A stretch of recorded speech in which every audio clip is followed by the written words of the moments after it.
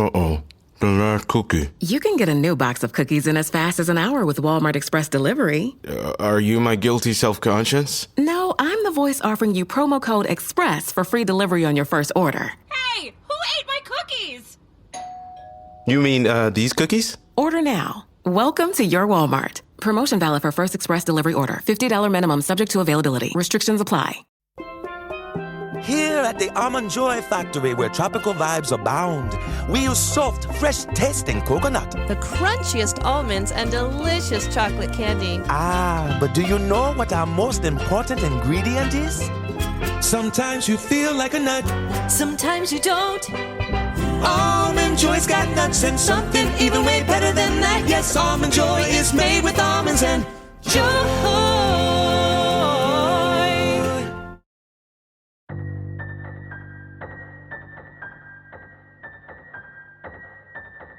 My name is Jessica.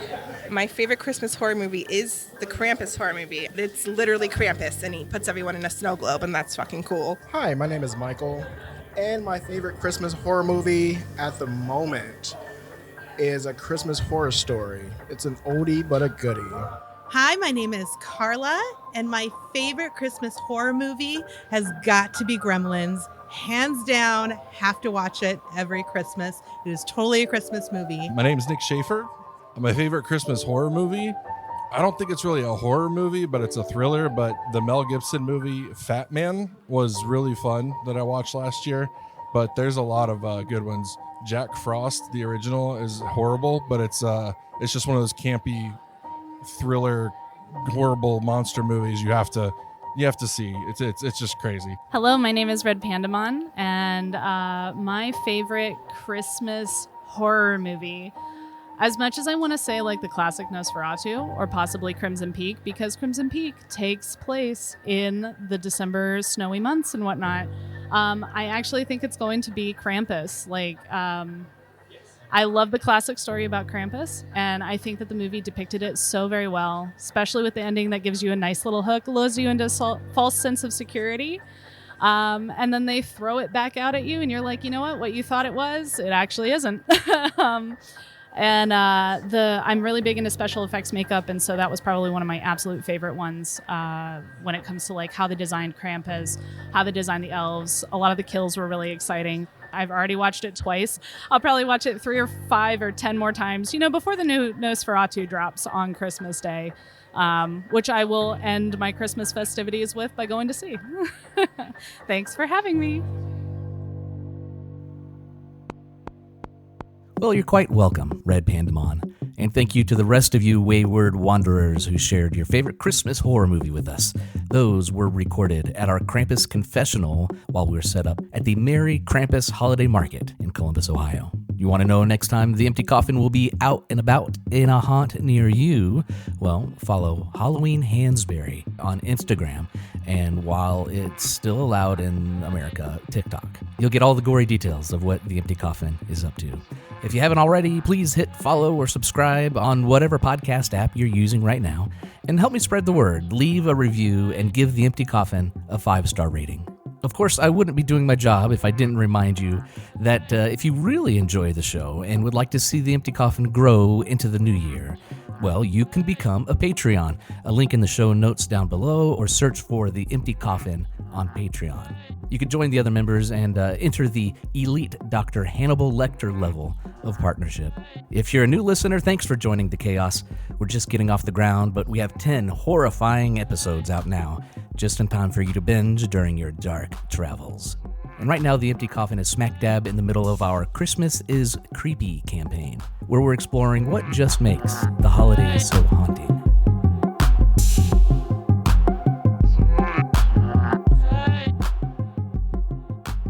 And we continue to get creepy with Christmas right now with an iconic film that has changed the landscape of horror film forever. Nosferatu, a symphony of horror. This is a silent movie about a vampire named Count Orlok. Don't be confused. For legal purposes, it is not Count Dracula. This movie was made in 1922 by German film director F.W. Murnau.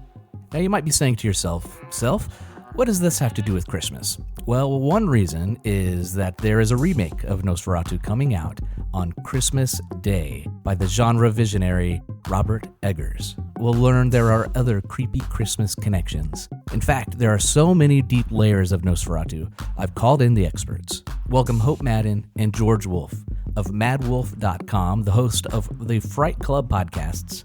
They're filmmakers, horror story authors, critics, and much more. So, let's start He, in at the time, 1922 wanted to with make Dracula. F.W. He wanted to be Murnau. the first person to adapt the novel Dracula for the screen. And Bram Stoker was dead, but his wife said no, who owned the estate. And so Murnau made it anyway, and he called it Nosferatu. And he made some changes to the story, not enough that he didn't get sued, and he did get sued, and rightly so. And so for many years, you couldn't watch Nosferatu because, they were ordered Yeah. to get rid of all the footage. Yeah. And for many years, they thought it was all destroyed, Yeah. but it was not. It wasn't. And so at some point, the entire thing has fallen into public domain. Not Dracula is in public domain at this point. So they did find and restored the original print of Nosferatu, and you can watch it anywhere you would like to. And the other interesting part of it is, especially to think of it in today's terms of quote unquote going viral, back in the day, there sprung out of the movie this, I guess, urban legend, for want of a better term, in today's terms, that the actor who played Nosferatu, Max Schreck, was so convincing that he was an actual vampire. Yeah. I mean, this story cropped up. Yeah. And if you watch it, even in today's standards, you watch it, and he does look creepy as all hell. Yeah, there are two really interesting points there. One is that that urban legend then became the blueprint for the 2000 film Shadow of a Vampire, which is a horror comedy. It's brilliant, and it takes on the idea that, in fact, Murnau, who is played by John Malkovich, did hire an actual vampire to play Count Orlok. Played by Willem Dafoe, who was nominated for an Oscar and who is, of course, also in the new Nosferatu. And It's such a good movie. It's such a good movie. It's so funny, and then and one by one, Count Orlok eats the different members of the cast and crew, and it's such a good movie. It's really wonderful. I'm ashamed to say I haven't seen it, but I like it. It's kind of this like a 30 Rock, it's like a little meta. Yeah, You it's take very- this idea, this urban legend that was passed down through the times. Well, what if he was? Yeah, what if he was? Hilarity will ensue. Right. Then the other thing that I love that Murnau did, and he's most renowned because the movie was so, especially at the time, very realistic in the effects that he used, and the shadow work is stunning. But his concept of the vampire, we've all come to think of Bela Lugosi, and then sort of this regal cloaked, and Murnau's version is more of like a naked mole rat. He's so ugly. And with the front teeth that instead of the canines is the front teeth that are sharp, and he just looks so creepy. And then you see it again. That's what Tobe Hooper used when he did Salem's Lot. And it's the Nosferatu that Werner Herzog did also had that same kind of a look. And then they use that same look in the What We Do in the Shadows. The movie has that kind of a creepy vampire. A different, like not seductive, like the opposite of seductive. And usually, and then what Murnau did, and then what Herzog did even more, and then what the new film does as well, is equates vampirism with the plague. And so it makes sense because he's so much more rat-like, but it's an interesting vermin kind of a like, not sexy, like the opposite of the way they took it in like the 30s and 40s and the 70s with Frank Langella and his open shirt. Oh, I remember how the ladies swooned for Langella's Dracula back in the day. But the other thing about Nosferatu is over the years, things about it have come into the popular culture, most specifically the shadow work. Yeah. That's even been lampooned on The Simpsons, like everything else has. Well, because Coppola did it Yes. so effectively. Yes. As the shadow goes first, goes ahead of the actual figure. Yeah, talk more about that because there's more visual stunning things too. Like there's for being an early film, not even a silent film, an early film. There's like a Venus flytrap. There's some cool, Yes. very very cool shots. Oh, There's some yeah. cool shots. Well, then there's the classic image of the vampire rising, just sort of levitating, rising from his sleep. You've got shots of that in the original. Which no one had ever done before. That was one of the reasons why people were so convinced that he was actually vampires because Murnau, did things that, in 1922, nobody had ever seen in a movie before. That even now, a lot of times if you go back and watch a silent movie, it's so sort of hokey and dumb. But honestly, Nosferatu is very creepy. It's really quite a creepy film. It's not very cheesy. Some of the earlier ones were kind of cheesy. Yeah. Except for the one character. Hutter. Yes, Hutter. And in the original, he's just this laughing, happy guy. And like every time they cut to him, it's like, the man wants to suck the blood off your finger. Ho, ho, ho. That's so funny. Right. And that does really stand out as being very silent film-esque. Right. Like, why is this so happy? And that's just what the culture was. You had to be overly exaggerative to get your point across. Right, because it was a silent film. But then what's cool about it, and we just got to do this a few years ago, you'll find local screenings, especially around Halloween, where you can watch it with a live orchestra accompaniment. Cool. And that is it's awesome. so cool. If you ever get a chance to do that, do it. They already remade Nosferatu once back in the 70s. German director Werner Herzog. Which is so weird in a great way. And that one, if anyone's looking it up, that one is called Nosferatu the Vampire. Yeah. Right, from 79. Yeah, 79. And there's this whole big sequence where Mina, the female lead, who is played by Isabella Gianni in Werner Herzog's, she's trying to get back to her house, and she has to go through like town square. And it's you can't hear the dialogue at all, and it's mainly shot from far away. And they're playing this very sort of almost like a polka, like a Bierstein kind of polka, while she's making her way through this macabre, these townspeople that are like dancing. There's a bear. There's all of these like pigs run amok. They're all having this big dinner, and it's because all of them are dying of the plague. And so they're dying anyway. They're just going to celebrate their last days together. Why not? And it's so weird. And it's probably my favorite scene in that film. Well, makes you want to party. Why not? If you're going down. And he can be a weird filmmaker. Yeah, Herzog, and a weird guy. In a good way. And it's interesting as we get to talking about the new version, how we got to see it a week or so ago. And we both kind of felt that it's a combination of the two. Yeah. Of the original and the Herzog version. Let's jump to there. Because it's a remake of a movie that's, like you said, already been remade. But it's also a remake of a movie that was ripped off of a book that it wasn't supposed to be ripped off of anyway. Yes, yeah. So how did they remake a remake that wasn't supposed to be a remake? The first interesting thing to notice, I don't know if anybody else always looks at running times. We do. But the original from 22 was, 75 minutes, something like that, 80 minutes. Yeah. And then Herzog's was hour and a half, hour and a half. Yeah, a little over and now this new one is what, 2:15? Yeah.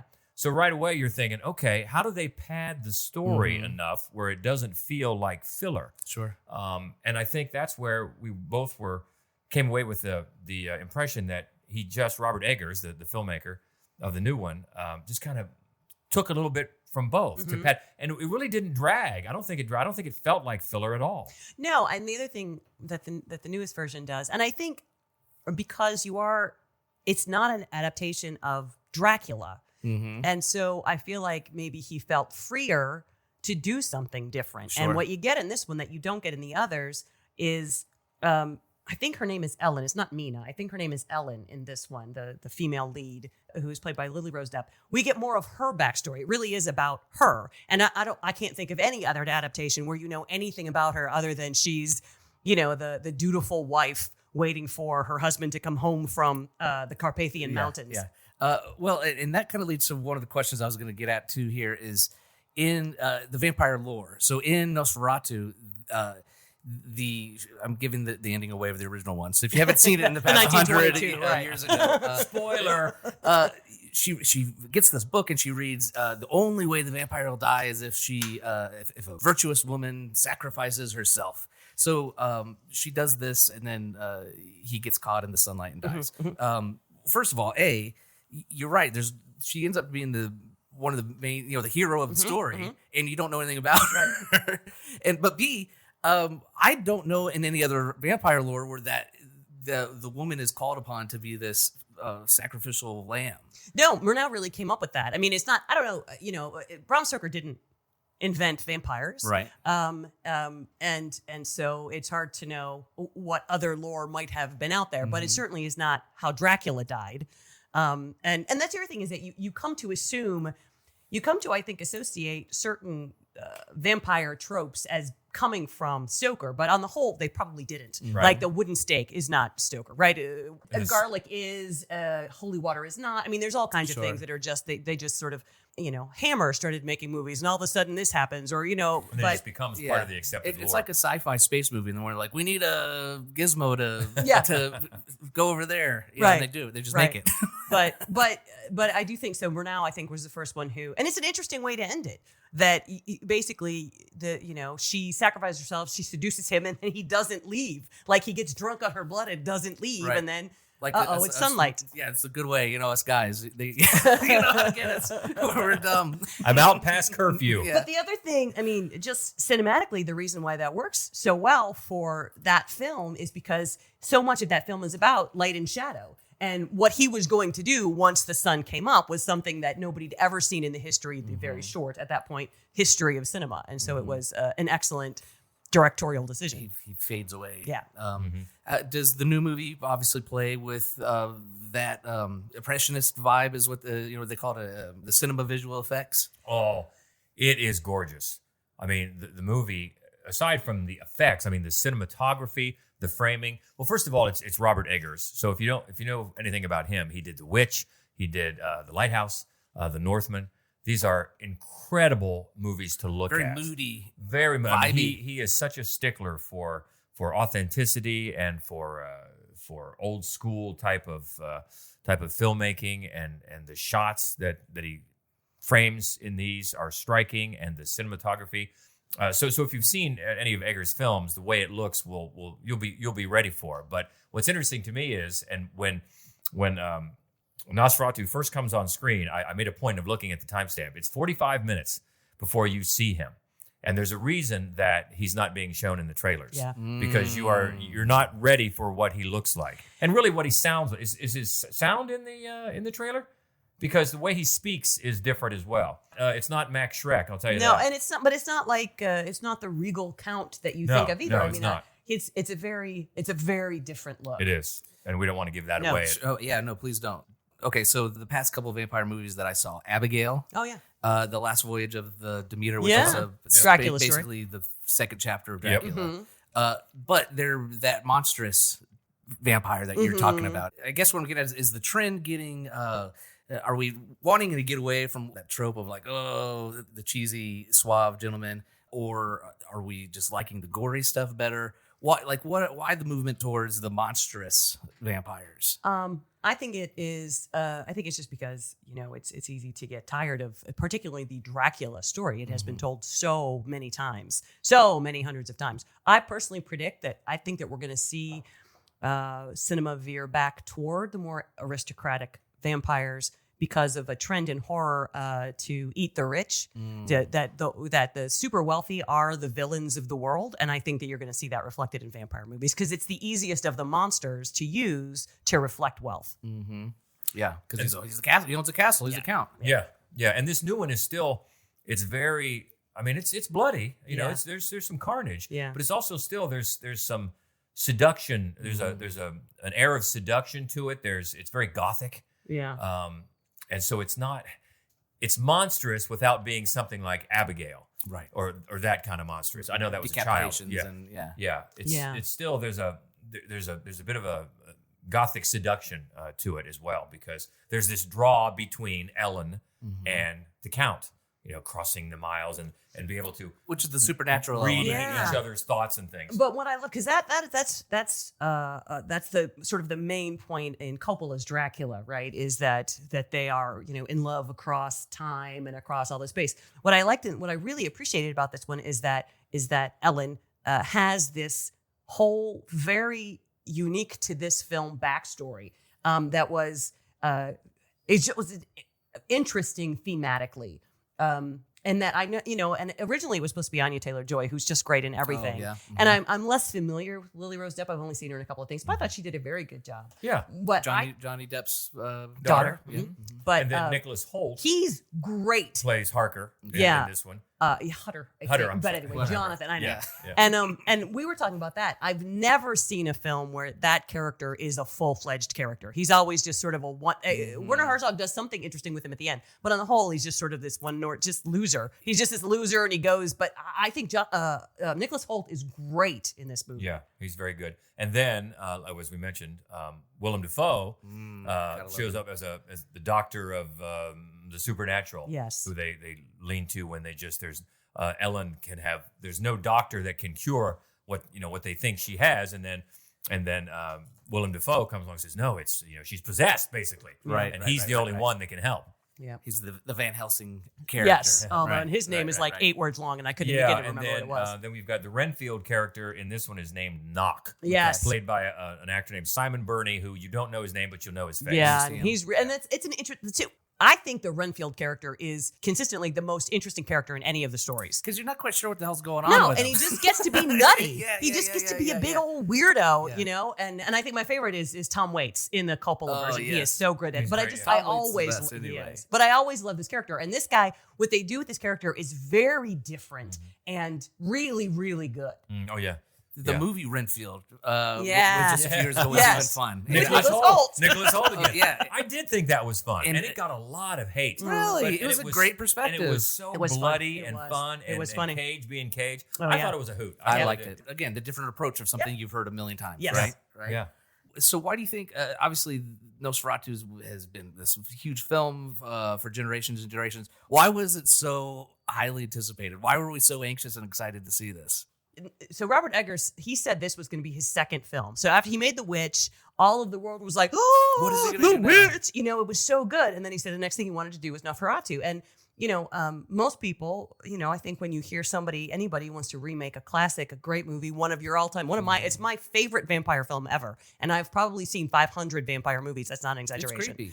I love Nosferatu. But when Robert Eggers said he wanted to remake it, I was like, yeah, because he's so talented and he's so respectful of source material. And so I think, and then he wasn't able to make it right away, but he made these other movies that are so incredibly visually stunning and also weird, really weird, that I just think the more he made, the more you're like, yes, I really would love to see what he could do with this story. And then we haven't even mentioned the actor who's playing Nosferatu this time, and that's Bill Skarsgård. Yeah, Pennywise. Pennywise. He's a weird-looking guy. He's got some horror gravitas from playing Pennywise.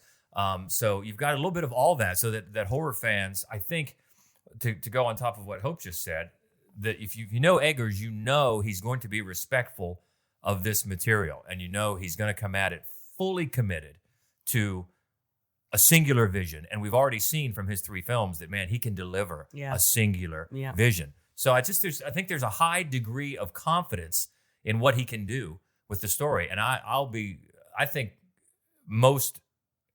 nothing satisfies everyone. No. But I think this will be a crowd pleaser. If you are one of those that's been really looking forward to this, if you're a fan of Eggers, probably the kind of movie that you're going to see, I think you'll be satisfied. I really do.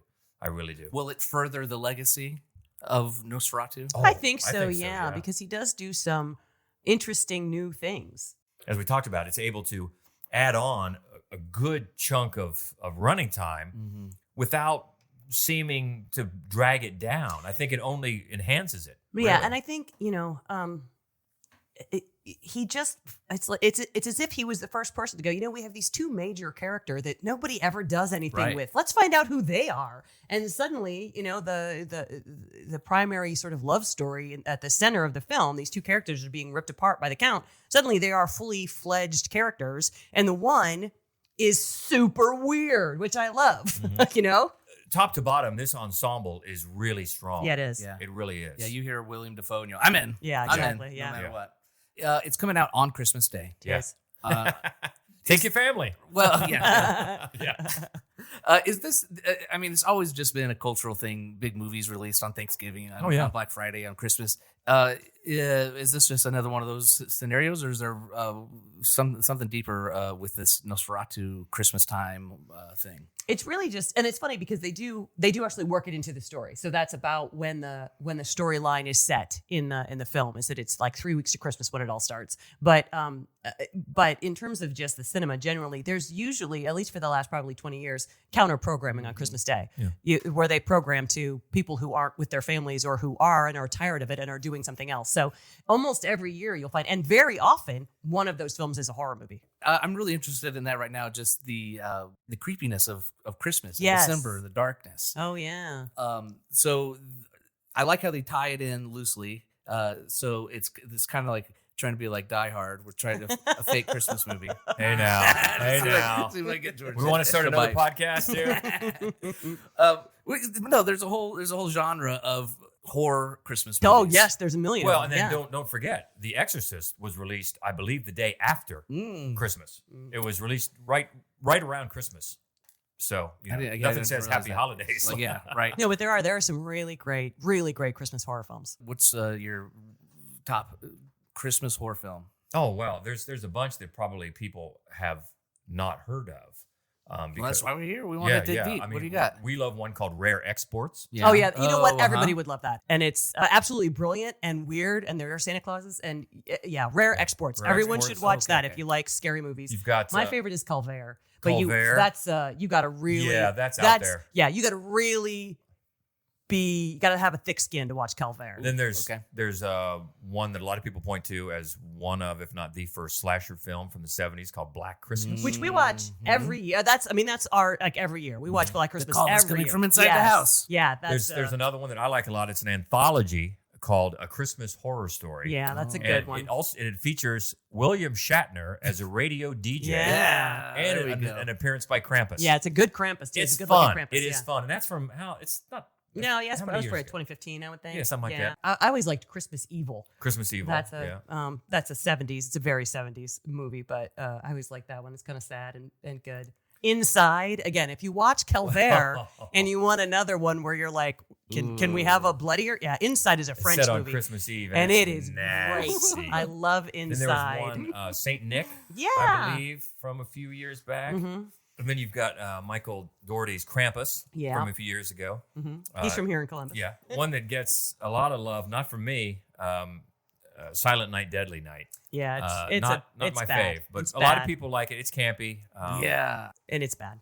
It's It's fun bad. though. And then Silent Night, Deadly Night 2 is maybe the there's worst two. movie ever made. They show almost the entirety of Silent Night, Deadly Night, the first one, almost in its entirety, and then they just sort of squeeze in a tiny storyline around it. And it's one of those movies that's like classic for being so terrible. And then once you see it, then the rest of your life, every time you hear Garbage Day, you can only think of that movie. But we don't recommend either of those, No, honestly. no. There are so many great Christmas horror movies. I like it. But don't go see those. Don't go see those. No. I mean, they do get love, and I'm not going to tell anybody what to like and what not to like. It's not my bag, but I know a lot of people that do like it for sometimes that it's cheesy fun fun. to Yeah, have I done get it. something I totally dumb. get You it. have to pay attention Totally to get it. it. But it's terrible. So what I like about it is there's the slasher films, and then there's the ones that dip into the Christmas the lore. lore Yeah. type of a thing. Yeah. You get Oh, and kind of then both you're sides of forgetting things. Shaitan. Oh, yeah. Also set It's at a French Christmas, one, yeah. which is translates to Satan. Yeah. Oh, So yeah. that's clever. There's Yeah. a few out there. Yeah, but I think Christmas, it's not a hard. There are so many ways to dig into it because, first of all, it's like cold, and it's dark, and it's a really lonely time of year for a lot of people. And Santa Claus, like everybody's first picture of them with Santa, they're crying. It's a weird. terrifying figure. And then a lot of different cultures and countries, they're sort of. It's a very creepy folklore in a lot of different countries, which is there's loads, I think, and then a lot of people just really hate having to face your family again just a month after you were just there. Right, so right. there's a lot of anxiety around the holidays that I think are easy to mine in horror. I put some trailers for some of these Christmas horror movies in the show notes. You can sink your teeth into them. It looks like I'll be dragging the kids to see a horrifying vampire movie on Christmas Day.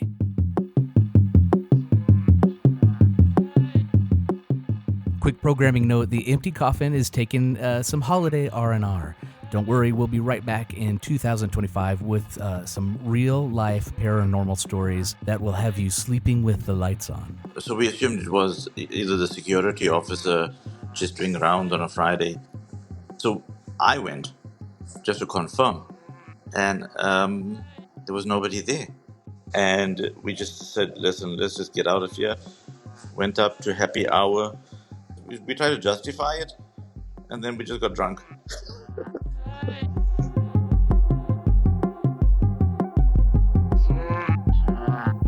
Thanks so much for sharing your time and knowledge with us, Hope Madden and George Wolfe. They are podcast hosts, critics, authors. They made a movie called Obstacle Corpse, plus several other short films. Find all of it at madwolf.com. The Empty Coffin podcast is hosted and produced by me, Greg Hansberry. Thanks for checking out my new show. I appreciate all your support. And if you'd like to help me make The Empty Coffin the best it possibly can be, subscribe on your favorite podcasting app, rate and review on Apple Podcasts. Of course, The Empty Coffin is also on Patreon. Think about joining the elite Dr. Hannibal Lecter level of support. For just $5 a month, you'll get a welcome gift and access to exclusive content. Follow me on Instagram and TikTok at Halloween Hansberry for additional spooky content. The Empty Coffin is part of the Evergreen Network.